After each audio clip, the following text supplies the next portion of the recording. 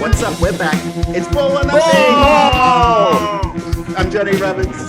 With me and my two good friends, Jasper Grover and Edward Dunstan, my friends. A lot has changed since the last time we were on the airwaves. I'm a small human. Ed, you have a house in the country. Jasper, you have a huge cat. Yeah. It's all equal things, really. No All cat the shaming here. That's happening in everyone's lives. Who's excited for footy? I can see that tiger roaming around in Jasper's background. No tigers here, mate. Only pet I'm getting is a hawk. That would be amazing. Yeah, oh my God, how good is football? It's back. This has been like the hardest part. This is always the hardest part of the year for me because basically I have some form of football every weekend up until next February or January again. So these little couple of weeks, I do it tough. Is it the hardest for you or is it the hardest for your wife? She supports me. Yeah, She supports me in everything I do. Yeah. So I figured for this sort of like first episode back, we won't spend too much time. We missed doing last season, but we're doing the season before. We used to spend like 3 hours just talking shit about NBA, NFL, AFL. Decided to scratch that. Let's just focus on AFL. Well, don't focus forget on cricket footy. as well. Yeah, sometimes we were talking about cricket. I kind of stayed out of those conversations. I think we talked about the Big Bash League occasionally. So, but this will be nice and succinct. It's not going to go for that long, and I'm not going to have to spend 6 hours editing it down to 40 minutes as well, which I'm very excited for because I don't have the time to do that anymore. So I thought we would just talk about a few key matchups this weekend going into round one. I've got a few list changes as well for certain teams. And just sort of like where we see, I think I'd been posting my power rankings on Twitter the other day. I might have had some slight changes or adjustments to them. Already before the season's even started. Look, but apparently what I learned is if you think that the Brisbane Lions are finishing any less than premiership playing attendances, you basically know nothing about football. So dropped a lot of heat for my Brisbane Lions in 7th place. Oh, I mean, wow, that's a big call. But we can get to that. I've thought about it. I think that their changes, bringing in Jack Gunston and Josh Dunkley, they're significant. But they're going to be worse still. Are they going to be what? You're saying, but they're going to be worse still. I think they've been riding high for a really long time. And I think that maybe this is the kind of year where they might actually start taking a step back. I'm willing to put them... Coming from a Geelong supporter, of all teams who have been riding high for a long period of time. Yeah, but the high never ends. No, I'm willing to put them above Port Adelaide and the Dogs, potentially. But I mean, they're definitely better than Port, sorry. I just like some of my reasoning because people have come at me about it. I'm coming at you about it right now. I feel like bringing in Jack Gunston. Yeah. Like, what does that do for the Brisbane Lions? Buddy. He is a fantastic, accurate set shot at goal. And I feel like he's been brought in to offset Joe Danaher, who's just never been that. Joe Danaher is good at being tall and amongst a few other things as well, of course. But I feel like what they need is a merge of Joe Danaher and Jack Gunston put together. And if they could get that, they would have the perfect person up forward. But they do have a really high-powered forward line. Yeah. And they've got a really good midfield still. And a pretty good defense as well. It's just they haven't been able to put it together, especially towards the end of the season. I'm not sure about their defense. I think it's pretty light on. I think two seasons. They're top heavy. Like their top 2-3 defenders are really good. Sure, but like, is Harris Andrews what you're talking about? Yeah, Harris Andrews. And I kind of think like he was above average last year, I thought. Ooh. Is that a hot take or no? I thought it was a pretty like lukewarm take. I think it's a hot take, but okay. John Kane Corns Roberts, they call him. I think he was catchy name. One of the best in the league 2 years ago. Yeah. He was shit last year. He was. Okay. No, he wasn't shit. I'm not saying you were shit. He was above average. On the bomb right there. Dude, I could have covered some of the defending he was doing. No, this is why I've missed it. Also, Marcus Adams has apparently got like the world's worst concussion hangover, and is going to be out for like the whole season. Yeah. Their injuries to start with are pretty rough. Like Yeah. Archie's got a quad injury. Darcy Gardner, who I don't think is particularly good anyway, but he's got an I'm ankle calling injury. it now. They're going to miss the 8.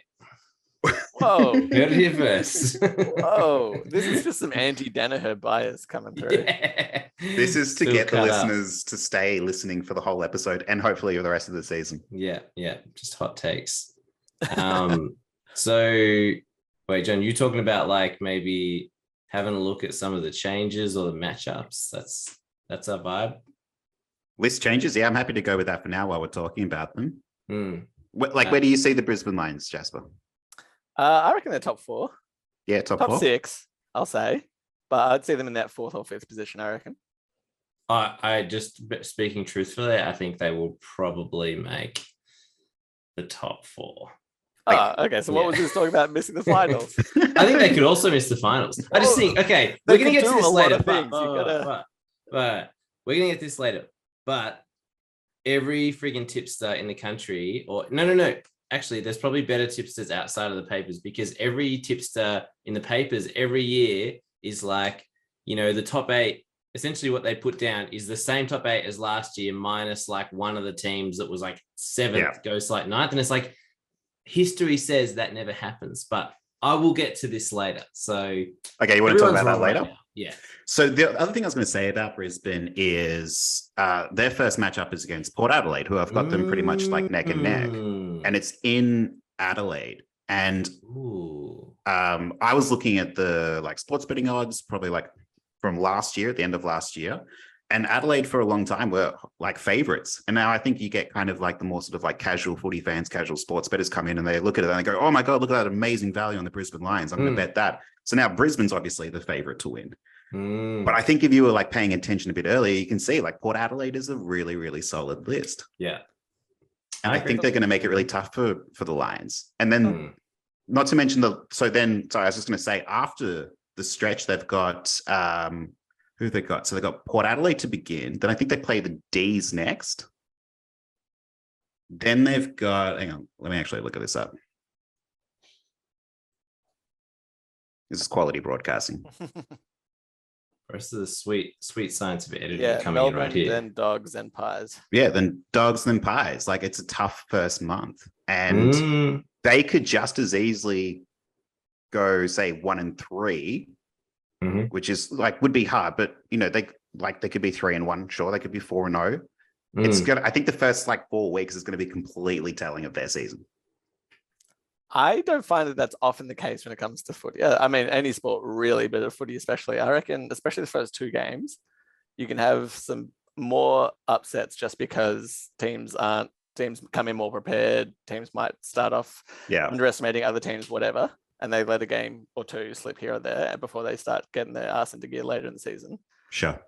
I mean, look at Port Adelaide last year. They were terrible to start the year and then they finished really strong. But it was like, if Port Adelaide had beaten the Hawks early and beaten Adelaide earlier in the season, they would have been a top 8 team. So, yeah, I know what you mean. Yeah, true. And I saw one thing about them with like, if you have a healthy percentage, people like that tells more about your season sometimes than like the win-loss ratio or whatever. And they were like 110 at the end of last season. So yeah.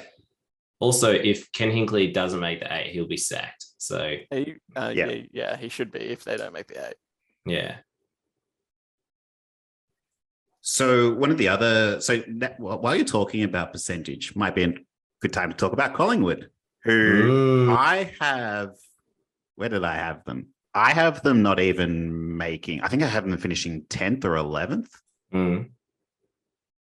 I don't think that they're going to be. Look, it's tricky because bringing in Tom Mitchell is going to be like. I'll be really interested to see how that goes because he is such a stellar player.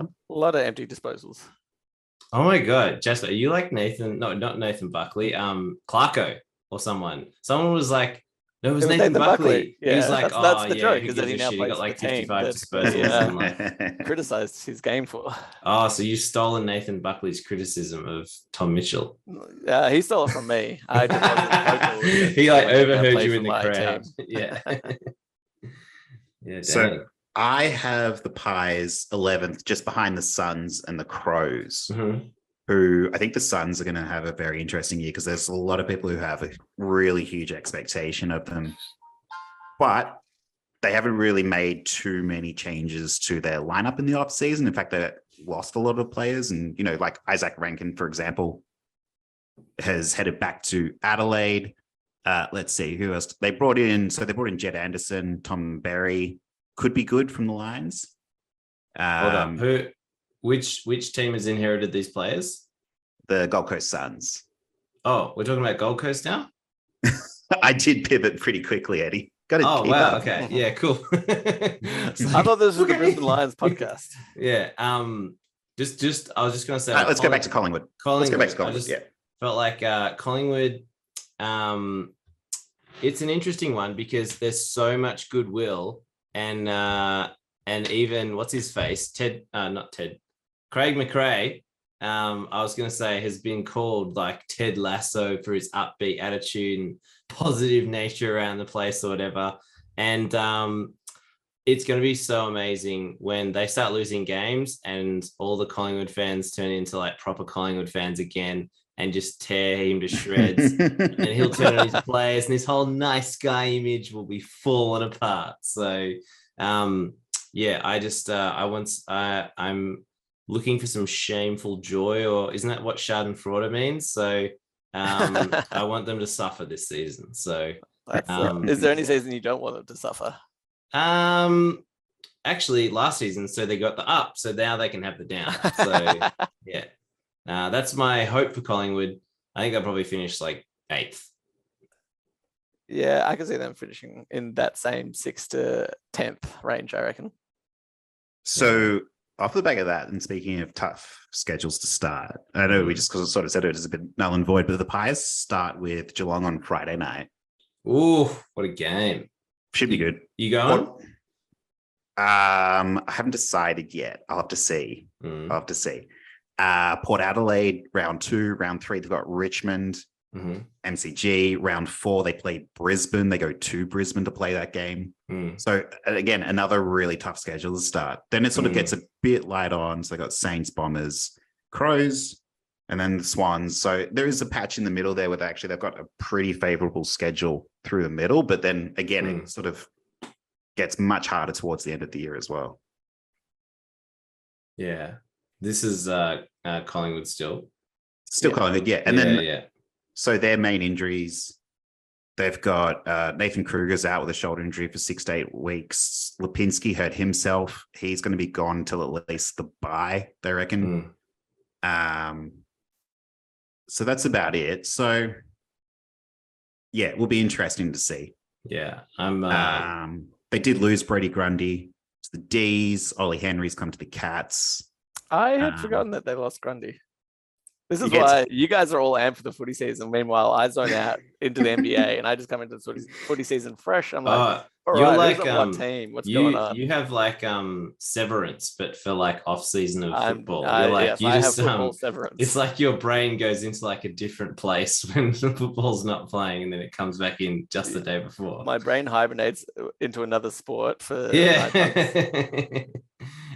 Then I work my way into the footy. I'm like the Brisbane Lions could be. I take a little bit to warm up. So if this is my best podcast, just wait a few weeks. I'll be in red hot form. And then you'll crash and burn at the end of the season. I may not make it to the Premier, but I'll do a good job. If we're going alphabetically, can we talk about Carlton next? Love to. Let's do it. The Blue Baggers. Everyone's getting so excited and they're going to be so disappointed. Are you excited for the game tomorrow night? Yes. Oh my God. I feel like Eddie doesn't have any team finishing in the top 4. No, I think this is going to be the first year that no teams finish in the top 4. No. I have a top 4. It's just not going to include Carlton. They might make the 8, but they're not going to make the top 4. But well, talking about that, I reckon Carlton's going to be, I don't want to step on your toes, but that's going to be the team from the bottom 10 who's going to they're going to leap up, I think. Fair call. They could. It's just that Sam Walsh is injured, and I feel like they have a few other players who have been injured. They've got a few injuries. So they lost Zach Williams in the preseason. They've lost him for the season. He's torn his ACL. Jesus. Walsh is out could be 6 to 8 weeks. Caleb Marchbank, what else is new? He's always injured. Cottrell's injured as well, but they're not sure how long. Same with Cunningham. So they do have a few injuries to begin. And again, a tough matchup. I think like the game tomorrow night against Richmond, it's going to be awesome. I'm so glad that they're opening the season again. This is definitely going to be like, I'm so interested to see whether this game, where this goes, because some people are like writing off Richmond, saying like, you know, their premiership window is closed, even though they got these good players, like all their best players are still, you know, premiership players are kind of past it now or retired, like Shane Edwards and stuff. So it's like, if Carlton thump them tomorrow night, maybe I'll be like, maybe I was wrong. Maybe Carlton is going to be like, you know, this year's flat track bully and like, you know, storm into the top 4. Or if it's a really close game, maybe it's like, ooh, what a, you know, preview of things to come. Was it last year when Richmond was out in front with quite a decent lead? Yeah. And then Carlton stormed home and beat them by like 20 points in the end? It was the first time that Carlton had won that first game of the season in like 12 years or something. Yeah. So in spectacular fashion as well. So Tigers have brought in Tim Taranto, I think is my favorite addition of any team around the league. Because I'm a huge, had him in my fantasy team last year. He is amazing.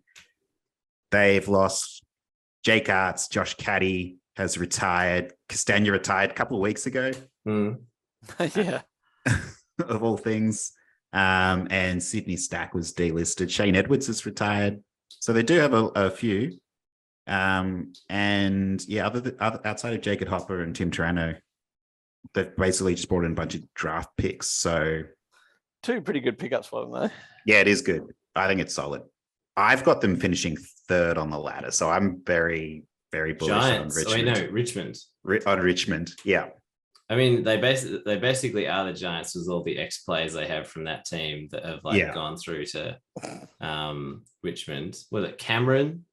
No, wait, Cameron's at fucking Geelong, but they got a couple anyway. So just finishing up. So after Carlton, we're doing Richmond. Because got strong feelings on them too. So, you know. Yeah, of course. I don't think we need to go alphabetically. I don't actually even want to go through. I don't want to go through every team. Does anyone actually want to talk about North Melbourne? Oh, maybe Jasper does. He's got like a. Well, I want to talk about one of the one teams that'll be below us. Fizzling hatred for Alistair Clarkson or love. I don't know. One or the other. Yeah. Sure, you need to find out. Well, with my thoughts on Richmond. Richmond are going to hang around like Essendon in the early 2000s in the top 8, and they'll be just the same as they were last year, like a very competitive team on their day, but not up there, kind of, you know, smashing around with the big dogs. So I think a 7th place finishing for Richmond. They've also got. Sorry, you want to go? No, they finished 7th last year. So you're saying just basically repeating the same season from last year? Oh. I think so. Yeah. Okay. Yeah. They and Essendon share the most sort of favorable schedule in terms of site as well. They travel interstate for their interstate games, but other than that, they don't play at any sort of like alternate sites or any strange sites. Typical mollycoddling for the big favorite teams of the AFL. Well, I think Damien Hardwick might get upset because they play one home game at Marvel Stadium this season, a bit later in the season. So he'll be up in arms about that. But other than that, it's just business as usual for Richmond. Every game that they get to play is just on their terms. Give them as much opportunity to win as possible. Yeah, as usual. As usual. You talk about Gold Coast. I want to talk about Gold Coast next. Let's do that. Back to that. Yeah, because let's go there. They got a few new players. Because I'm excited for Gold Coast. Yeah, me too. Having said that, I think losing Isaac Rankin is probably a bigger deal than most people would think. So true. They lost Bouse. I guess you could consider me most people. I don't. It's hard to say with him. Yeah, he didn't. He took that great leap 2 years ago, I felt like, and then failed to capitalize on that last season. In the wake of Matt Rowell sort of being injured. Like it was meant to be Matt Rowell was a spectacular rookie to come in, and then it was Isaac Rankin show. Well, Matt Rowell was great. He was just injured. So him being back should be a big boon to them. Hopefully he can stay in the field. I just think Rankin, he's been good, but he hasn't put forward a whole full season of consistent footy just yet, I don't think. But I think he's one of those X factor players. I've sort of like I don't have him side by side with like Charlie Cameron, for example. Yeah, I'd say he's a tier below the Charlie Camerons. But he has those big boom games, and that's what he they could want be from like him. that. He absolutely could. But he also could be like, was that year? It was 2008, and Reece Palmer won the Rising Stole it Star. from bloody Surioli was like clearly the better player, and Reece Palmer. He was just a midfielder racking up touches, and that's pretty decent year, but awards. Never end up going out. I hope Rankin does go on to be a superstar because he's so exciting. Yeah, he's like a fucking amazing watch. But with Gold Coast though, they get Ben King back. They had a ripper year last year with a few banged up midfielders who are feeling much better. Mm-hmm. What's his name? Raul has had a full preseason for the first time in 4 years, and he's feeling ripping fit. And what else is going on? They got Mabio Chol another year in the system, and Noah Anderson growing into the midfielder we know he can be. They got a bunch of like other top 10 picks that no one knows and will probably be awesome as well.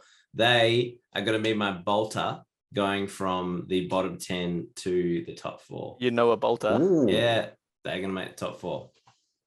I like that. So Lockie Weller has got a knee injury. I think he's going to miss week 1. Brandon Ellis has got a calf injury and he's to be determined. Okay. So not too bad. Will Powell's out for 2 to 3 weeks. Could be fine. They brought in Jed Anderson from Kangaroos, Tom Berry from the Lions. Tom Berry's good. Connor Blakely from Freo, and Ben Long from the Saints. Yeah, not bad. So some good ins, yeah. Could be good. I like they've signed Tuke Miller through to 2027. Man, I love year as well. Can't believe I missed out Lucky on Weller. fantasy draft. Fantasy, you gotta be it's the quick and the dead in fantasy. Yeah. Only the guns get the guns. Did you get? Yes, I did draft it. Oh my god, damn. Oh well. Okay, so who's next after? Maybe we should talk about Jasper's Hawks. I honestly think there's not want to talk about the Hawks. Exciting team to talk about. They're going to be a very middling team. They're obviously rebuilding, and they're not going to be 18th, but they're probably not going to be 13th either. So they're probably in that 16th area. So they might win 5 to 8 games. Yeah, okay. When do you reckon they'll sack Sam Mitchell? Probably about 2042 after 19 premierships. No, it's like because I was looking at their losses. They had an absolute fire sale. Jack Gunston gone to the Lions. Yeah.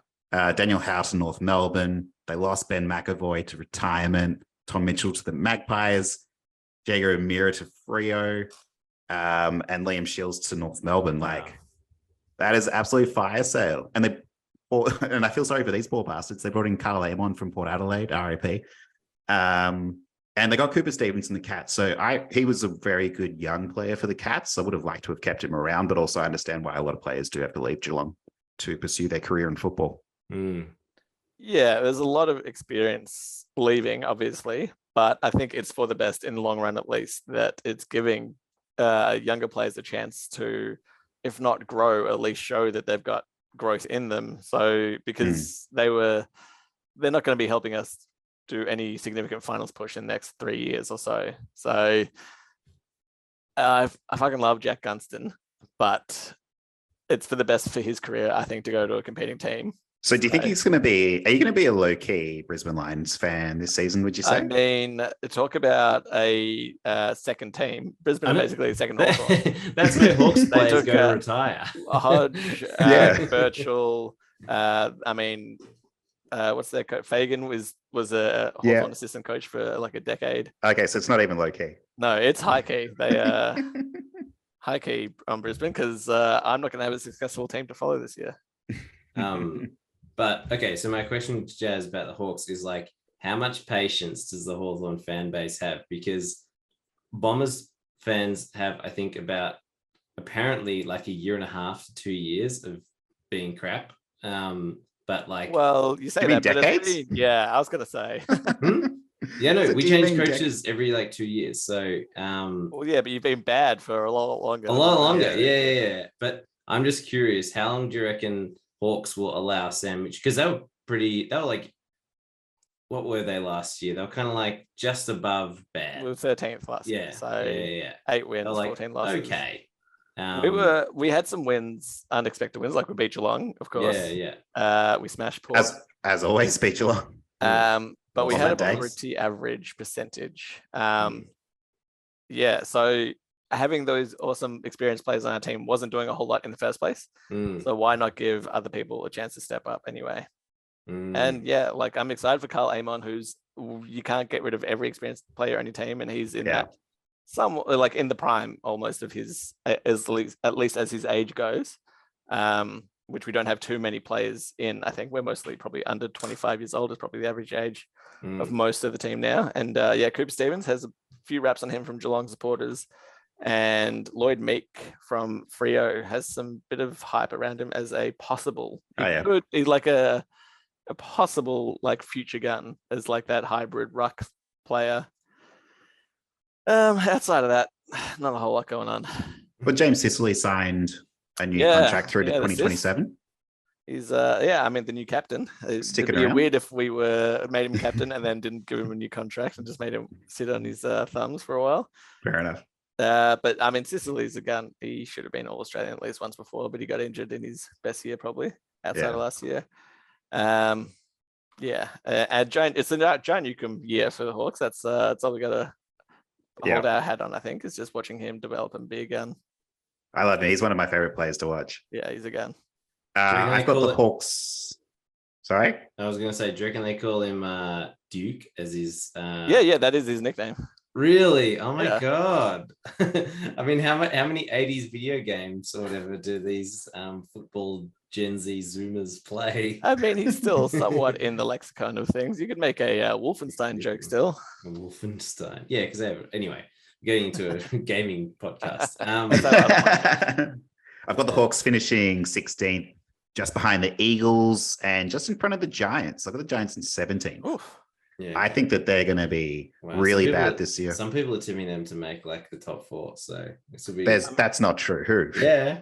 They weren't that good last season. They were 16th last season. So people are like, maybe let's talk about the Giants now. Sure, let's do it. Their new captain. Yeah. Toby Green. Yes. Toby. He's going to be leading one of the worst teams in football, which also kind of makes me a bit happy to see. Okay, if you actually look at their midfield, it still looks pretty stacked. They still have, don't they still have Himmelberg? They've still got. That's in the forward line. Forward line looks all right. And Hogan actually had a pretty good year last year when he played. And then their back line is Sam Taylor, who's fucking awesome. And then a bunch of other dudes, but also their midfield is like Cornelio, Tom Green, Finn Callahan, what's his name? Josh Kelly. Yeah, those are good. They're good players. And and more people, and they got Toby Green still. I'd say the one area where they haven't had anyone since probably Mumford's second last year who was any decent. So I reckon I think they will probably miss the 8, but they could also surprise and go well. So they open with Port Adelaide. Is that right? I feel like I've already said Port Adelaide. Then they I guess they stay in Adelaide, or no? Adelaide comes to them. Brisbane's playing Port first up. Yeah, that's what I thought. I'm what am I looking at? Maybe Port Adelaide's got a double. First time in the AFL. They have just Adelaide first up. Just Adelaide first up, right? And so that's a pretty favorable game, and West Coast followed by that. So also pretty favorable. They could, if they could beat Carlton, then they've got Essendon and Hawthorn. That's probably one of the easiest schedules. They could go. They're going. They could begin the season 5-0. Yeah, it is. It is basically Essendon and Hawthorn's grand final this weekend of who can get the one win that they're going to get in the first 10 games of the season. Speaking of teams that I think aren't very good, we'll talk about the Bombers. I've got them finishing 13th. Yep. Yeah. Which it might be doing a disservice to them. Because they could be all right. When you think about it, their last 2 years, it hasn't been bad outside of the classic Essington headlines that they love putting on. They made the finals.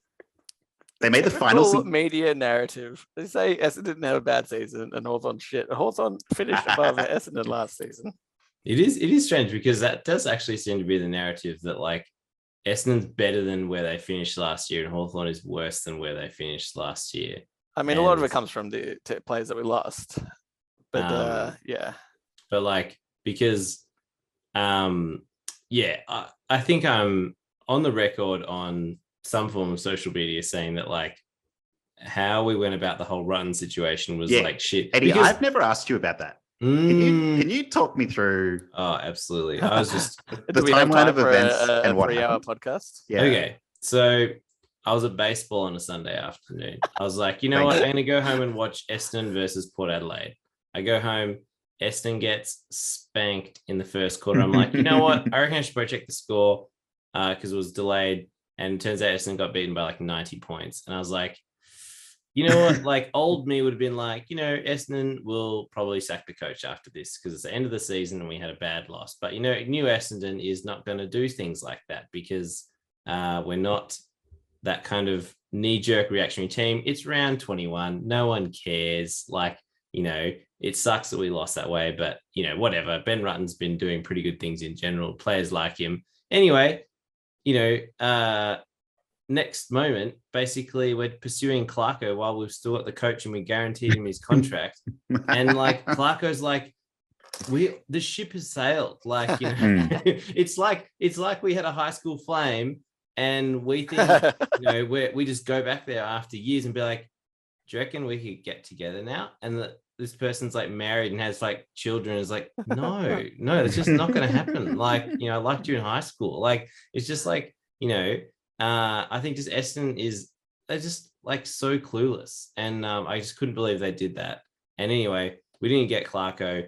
And then we got Brad Scott in the end after all these people in the media were like, we should get James Hird. And it's like, if you just take a step back, it doesn't make any sense because he has. No, you take a step forward and it's clear as day. You take a step forward into like Essington mindset and you're just like, fucking love James Hird. He's such a top bloke and he won all those flags with us and he's so great. And it's like, he's never coached a good team. Like he also oversaw the worst thing in our history that made us like completely like awful for 10 years. So it's like, I'm sorry, but like you don't just get a free pass. That was previous Hirdy. I know. What about new Hirdy? Change man. he managed that big chocolate biscuit industry or whatever he had going. He had a year on the sidelines at GWS. Isn't that enough?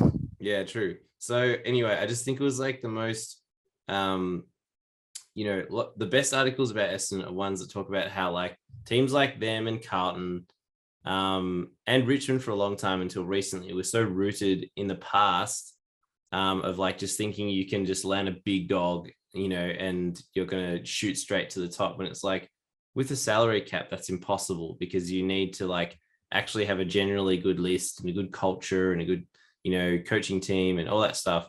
And I just think, anyway, that pissed me off.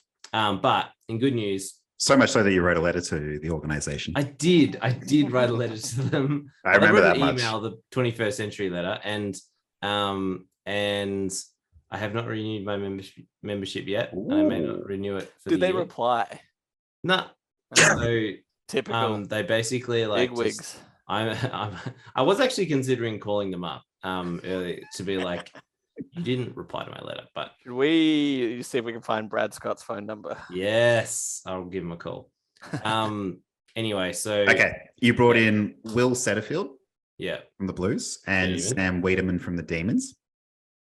Who knows how it would go? Yeah, and you didn't lose any players to any other team. You just have a bunch of delisted players: Freddie Brand, Tom Cutler, Josh Erie, Aaron Francis. Yeah. Tom Hird. Anyway, it goes on. Oh, you lost Michael Hurley. Yeah, he retired. Yeah. And Devin Smith. Yeah, he also retired. Your first 4 games. So you've got Hawks, Gold Coast, Saints, Giants. 0-4. Could be. Could well be. So if you think that sounds tough, you want to be 4-0 because then you go on to play the D's, the Pies, the Cats. Then you play Port Adelaide in Adelaide. And then you go to Brisbane to play Brisbane. Yeah. Then you come back to play Richmond. That is a brutal stretch. I just like, I think as an Essendon supporter, I think this year it's just like, well, look, if we play well, awesome. I would just like to, all I think most Essendon supporters want to see is like a competitive team. And I think, to be completely truthful, there were times last year when we looked like almost non-competitive. And so I think like,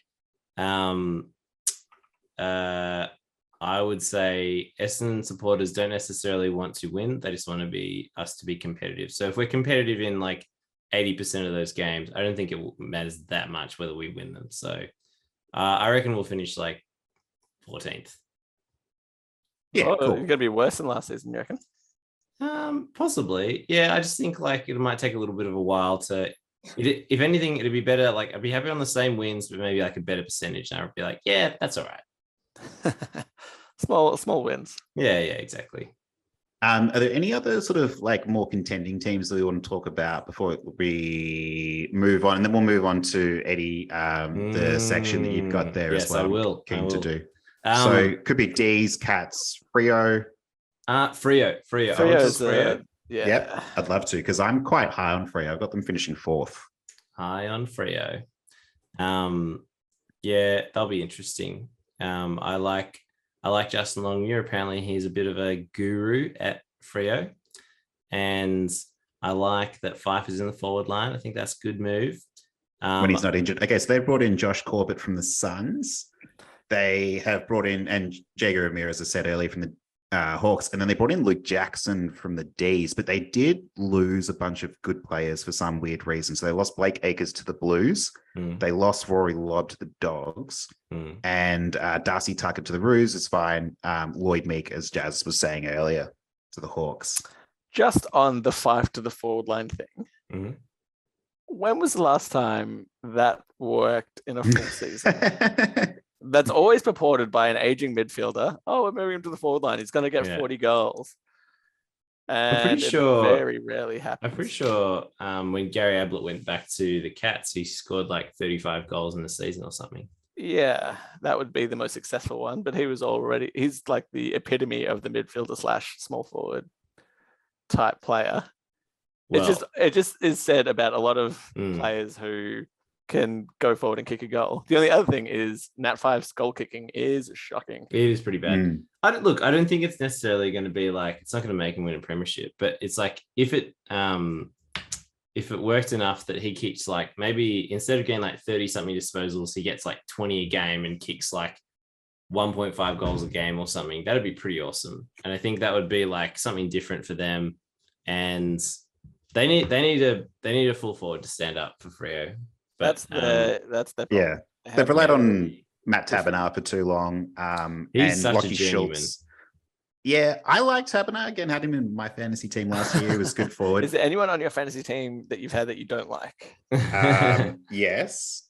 That I can't think of right now. I'll talk about them as the season goes on this year. But yeah, I know what you mean. It's like Michael Frederick, Lockie Schultz.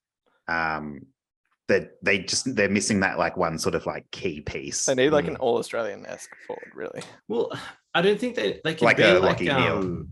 They could be like a Sydney from like 10 years ago that's like doesn't really have like a big forward, but it just has like, if everything else is their defense and midfield and is good enough, they can have like a good enough forward line to kind of get through. But I just don't think that. I reckon other teams are still better than them in the midfield and stuff. So I reckon Taberner could it would be ideal if they just had someone like, who they freaking needed, probably was Jack Gunston. So, Yep. Yeah. He could fit in every team, I reckon.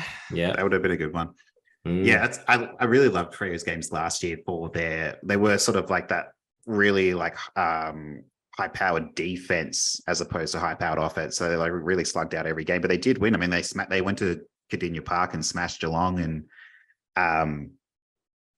why is his name slipping me right now? The ex-Geelong player who went to Freo. Oh, it's on the tip of my tongue. Ex-Geelong player. Midfield forward, where does he play? Look, it probably doesn't even matter now. It's gone. Gary Hocking. No. Famous Freo player, Gary. It's bloody Jordan Clark. There it is. Jordan. That name actually does ring a bell. Who had game of his life against the Cats and stuck it to them. It was fun to watch. So they could start the season 5-0. They've got Saints, North Melbourne, West Coast, Adelaide, and then Gold Coast. They could even be 6-0 if they beat the Bulldogs. Then they got Brisbane, but then they play Hawthorn. So they could realistically be 7-1 by week 8. Yeah, wow. Big cool. They're also the least injured team at the moment, which I know the season hasn't started yet, but you would be surprised how many teams have like quite spectacular injuries. It's just on the whole first half of the season thing.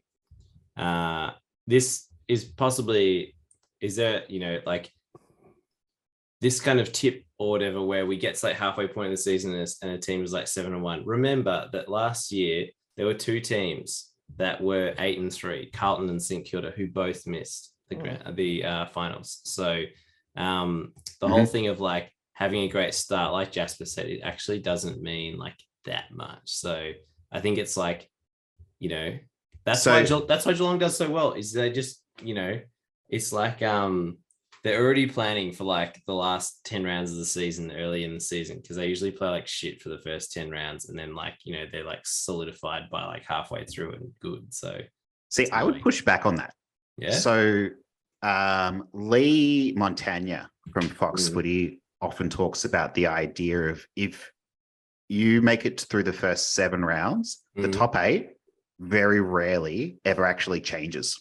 So after 7 rounds, once the top 8's there, it's pretty much set. It might move like 1 or 2 teams, not even 2 teams. It might just move like 1 team in and out, but for the most part, it is set. So like I'm going to be watching closely to see after 7 rounds who the top 8 are and who has that opportunity to move in. Like you say, Saints were good last year by round 8. Blues were very good. Yeah. And the Blues. By round 8. And they both just crashed and burned. But I know what you mean. Because I just think I think I give it a bit more weight. Yeah. No. I just think like if a team is like 10-1, then they're gonna make the finals. But like I think when they're just above kind of that, I just think the season is long and we have a very, very even competition. And I think that. And also, this is an Essendon supporter who wants to live in hope that even if we have a terrible start to the season, we could still make the finals. So, anyway, sorry, you go. No, I was going to change the subject.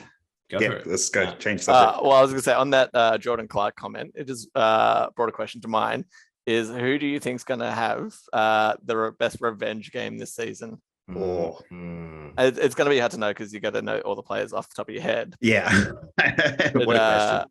Okay. Yeah, so we can save this one for next week. But no, this is a great one, Jazz. I'm sorry, but I think Brisbane is going to beat the Hawks with Gunston's Hawks. But it's not. But there's no bad blood there. It's a significant player. So even if Brisbane smack us, but if Gunston has like 10 touches and a goal, that doesn't count. It's got to be the best player. Okay. The revenge game is like where the player leaves the team and they go nuts when they play them next. Yeah. Okay. I want to watch Port Adelaide versus North Melbourne. Oh, yeah. That's a good game. I want to see what the vibe and sentiment is around Jason Horne-Francis. Interesting to see if he has a good game. Yeah. I was going to say Brody Grundy, not out of any bad blood or anything. I just think he could get up for that. It's a good one. He could mop the floor with them. Yeah. All right. I reckon Dunkley from the Lions is going to get like 40 touches and give Beveridge the finger when he walks up the field. He hated Luke Beveridge. That would be a revenge game of all time. That if he flips their ass and then flips them off after the game. Can we get the odds on what that? On the odds of him flipping them first. Look, other than that, the only last thing I wanted to mention on teams was St Kilda. Oh. And I know I was trying to talk about like good teams. There's not much I have to say about the Cats at this stage. Just that it's like it's nice to have the premiership and just have that like weight off my shoulders now. And I feel like I can actually enjoy the season. But I mean, you can relax as a Cats player because I mean, Cats fan. Cats because player. Cats Breaking news: Johnny has been signed. But like the Cats are going to make the top 4. Like, sure, probably going to happen. So it's like, it'd be imagine if they don't though. That'd be humiliating. Well, with the Saints, like they just keep going from bad to worse. So here's their injury list, and the season hasn't even started yet. Matt Allison, I don't know who that is. Jack Billings, fractured leg, out 6 to 9 weeks. Jeez. Nick Caulfield, calf, 4 to 6 weeks. Jack Hayes, foot, 10 to 12 weeks. Wow. Zach Jones, Achilles, indefinitely. Wow. Max King, shoulder, 6 to 9 weeks. Fuck. Tim Membry, he was a new one from yesterday. Knee, he's TBD. But I heard initial report says it's not great. Seb Ross, 1 to 2 weeks. Oh my God. Like, even if they had those players, though, are the Saints good? Not after last year, and new coach. So, old new coach. I would say with that though, it is probably like the one kind of so-so team that I'd be like, with his way of playing football, they could just make games almost unwatchable but competitive. Yeah, so, I mean, Ross the Boss is one of the best at least raising the floor of teams. He'll make a bad team decent, at least, I think. So I think it's like, I would actually be, I reckon they could scrounge like a few wins in the first half of the season. Definitely the first few rounds for sure. But like, they're going to be shit. That's too many injuries for a team to be competitive. So like, competitive against good teams. So like they opened with Freo, Bulldogs, Bombers, Gold Coast, Collingwood, Carlton. Like, well, they already beat us in the preseason. They could open 0-7. Mm. They could start the season 0-7. That's possible, yeah. But I think everyone knows like their injury list is horrific. Like, I've got them 14th. I think I'm too high on them. I want to move them down. Yeah, maybe. Yeah, maybe swap them with the Giants. I think you did make a compelling case about the Giants and what they're going through at the moment.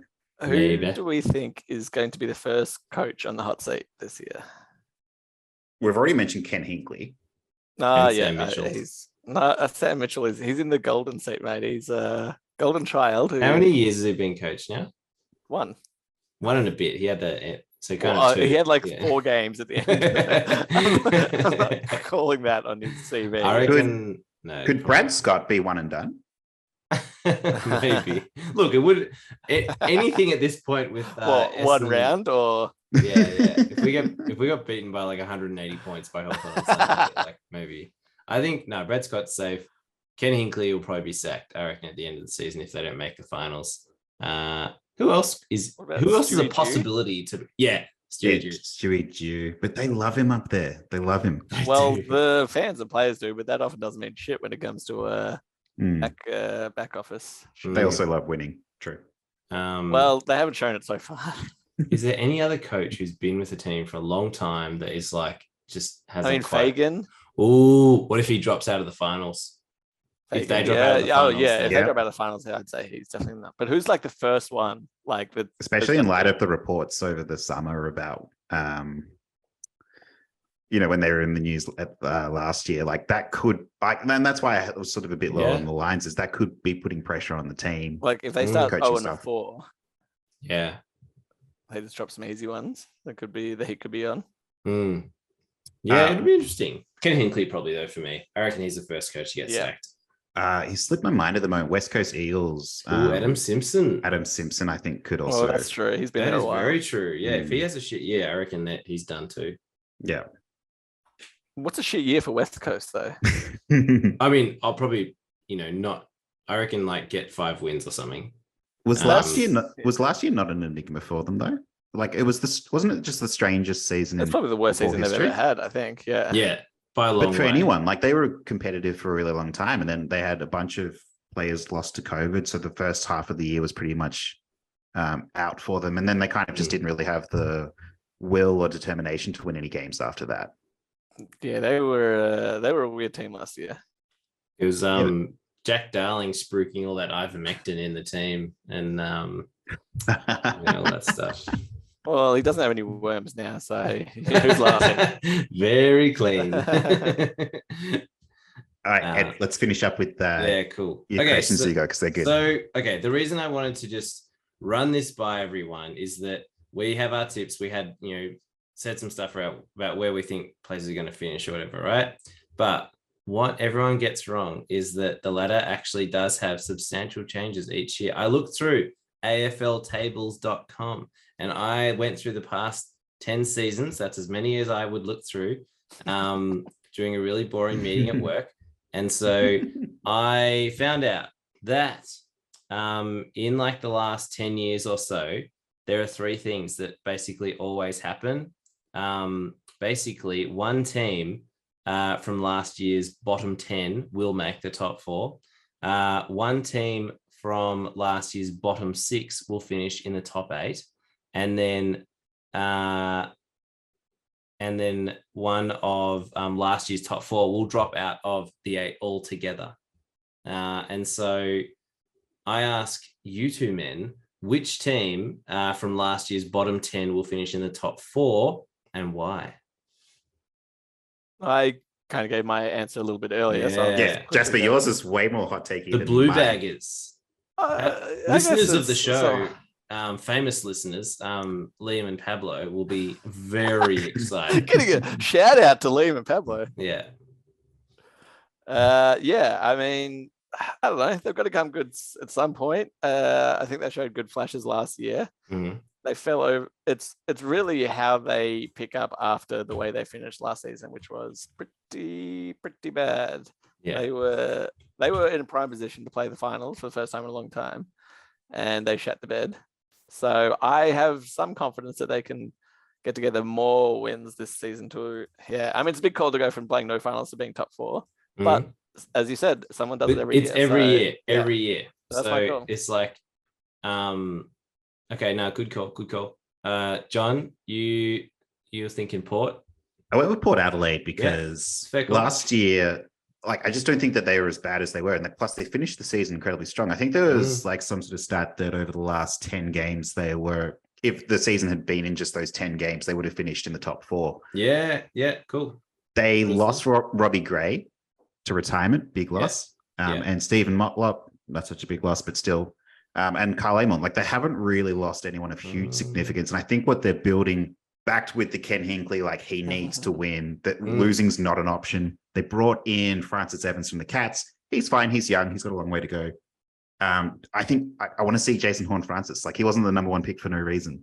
And I want to see him back in Adelaide on a team that he cares about. Yeah, he could be a real boss on the field. Does he care about them? We'll find out. Well, it depends on his mood on the day. Doesn't care about anything. That's a good. I liked. And they brought in Junior Rioli as well. Yeah, he'll be good. He'll be good. He'll actually get on the park, unlike Fantasia. So yeah, I think they're going to be good.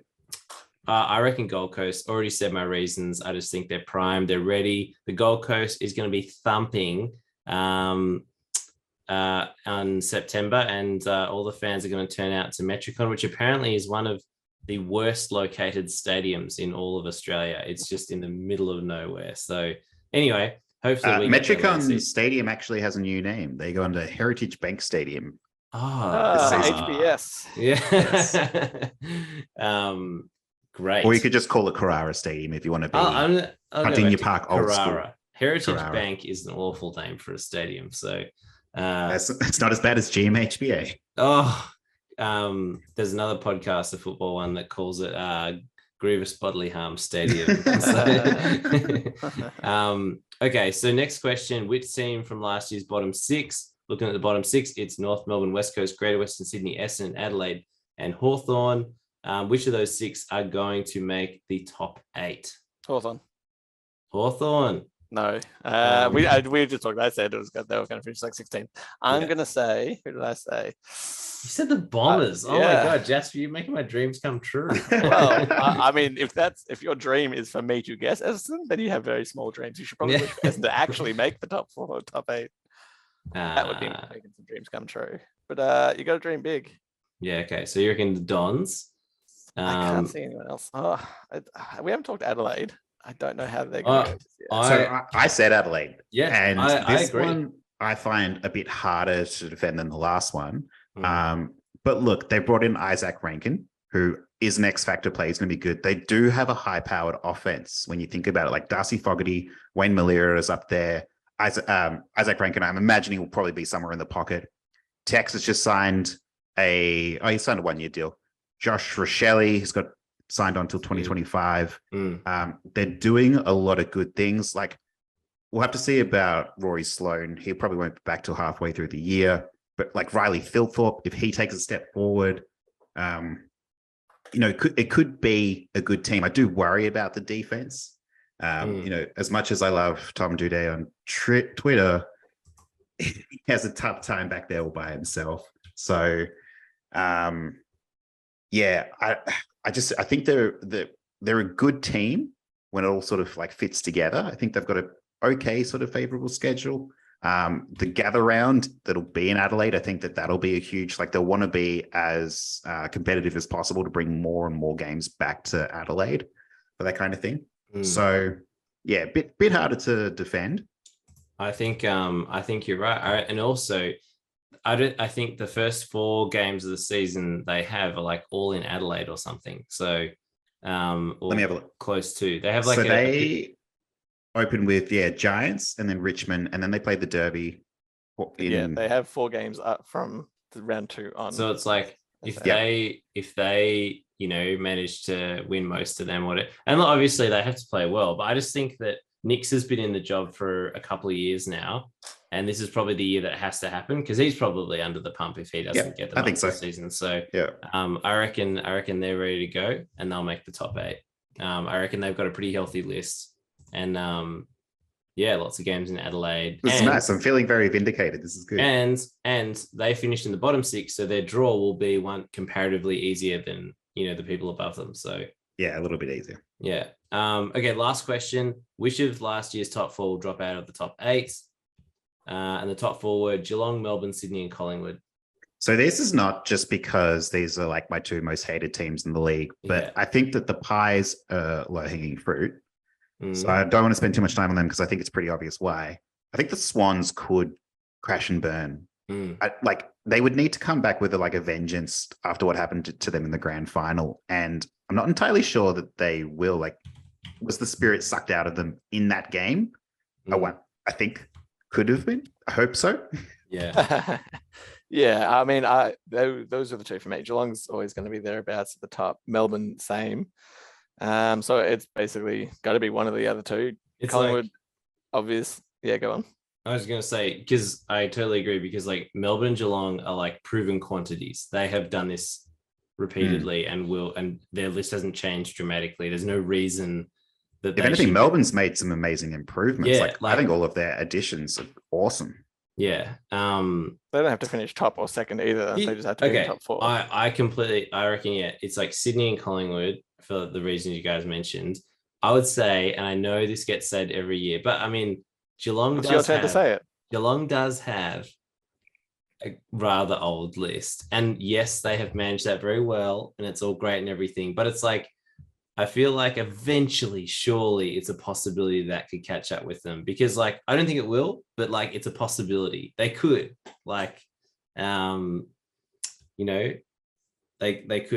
they could miss it. That's more of anything is possible type statement though, because realistically. Now I want them to, so I'm going to say Geelong's going to. All right, I'm changing yours to Geelong. I think that scenario would have been more likely at the end of 2021 going to 2022, when the reason that we didn't make the finals back then was because our star players were awesome and it was our depth that we really struggled with. Like, a lot of our players were so young, they couldn't play at the same level that they needed to. And then last year was a completely different story. Zach Guthrie went from this, my God, I want to get rid of him so quickly, to holy shit, he actually is a competitive player. He's actually got some good things about him. Graham Mize finally came to fruition, back to the pedestal. Brent Close was playing well. So their young players were playing much, much better. And it's they became a more complete team. So I know what you mean. I think a lot of people have that mindset that they're too old they're still they're stringing the last sort of like 5 years together. They're not really looking at objectively at the list now and the improvements. So that's my only. Yeah, no, they probably will. They could well win the premiership. They're a strong chance, but possibility. Anyway, I mean, imagine it'll probably Cats D's grand final would be amazing. Be way better than Swans. Oh, that would suck. I mean, I love that game. I reckon I would love to see Brisbane up against Brisbane, maybe up against like Melbourne or something. Freo versus Gold Coast. Oh yeah. Oh my god, can you just imagine that Gold Coast theme song pumping out the stadium? Yeah, awesome. Sounds good. Well, I want to look at just quickly the rising star that we had there. Yeah, okay. Had you had any thoughts on it? Yeah, Finn Callaghan. Trying to find my futures. Finn Callaghan? Yeah. Tell me more. I just saw his name and he's a Giants player and they have an opening in the midfield and I reckon he's going to rack up touches while someone tags like Canelio or something.